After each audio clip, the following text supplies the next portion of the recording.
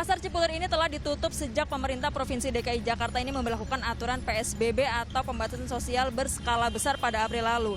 Pertimbangannya adalah bahwa pasar ini hanya menjual pakaian dan bukan kebutuhan pokok. Belum pasti kapan pasar ini akan kembali dibuka. Lantas bagaimanakah nasib para pedagangnya? Memutar otak demi dapur tetap bisa mengebul. Itulah yang dilakukan sejumlah pedagang pakaian Pasar Cipulir, Jakarta Selatan. Pasca pusat grosir pakaian ini ditutup sementara. Bahu jalan di sepanjang kawasan Pasar Cipulir inilah yang menjadi tempat peralihan para pedagang untuk menjajakan barang jualannya. Biasanya ini mereka standby sejak jam 5 pagi hingga jam 9 pagi.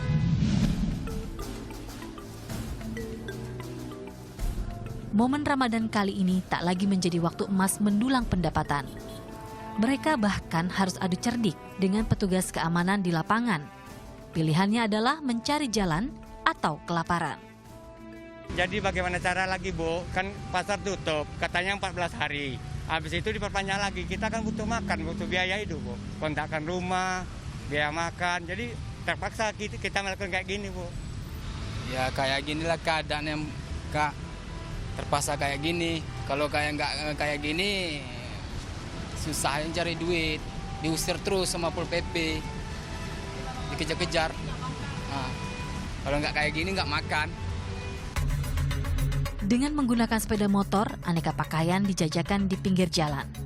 Para pedagang tak hanya berdiam di satu area, mereka juga berkeliling untuk menjemput para pembeli. Namun bila dibandingkan dengan saat kondisi normal, pemasukan dengan berjualan secara kucing-kucingan ini jelas turun drastis. Bahkan tak jarang dalam sehari tak ada pembeli sama sekali. Bedanya sangat 90% bedanya. Nah, jika dulu mencapai 100, sekarang 90, cuma 10% yang kita nikmati lagi susahnya. Berapa, Pak? Sekali kayak gini cuma dapat 100, Bu. Ya hasilnya yang untung kita kan gitu. Kayak normal hari-hari kayak gini, Bu, nyampe 500, 800. Nah, 500 paling sedikitnya biasanya. Oh, beda, Kak. Beda. Tahun kemarin lumayan, alhamdulillah. Sekarang buat makan aja susah. Sekarang nggak tahu, Kak. Kadang-kadang dapat, kadang enggak. Keliling. Nyampe dari pasar 10 meter lah. Dagangnya hampir di sana, ntar ada orang belanja, dikejar lagi, diusir lagi. Di sisi lain, demi keamanan, para petugas juga terus berjaga agar aturan PSBB berjalan secara maksimal. Kita melakukan himbauan juga tindakan teguran kepada para pedagang yang masih menjajakan dagangannya yang tidak dikecualikan karena pakaian ini adalah barang yang tidak dikecualikan dalam PSBB ini. Kita melakukan teguran, tindakan dan juga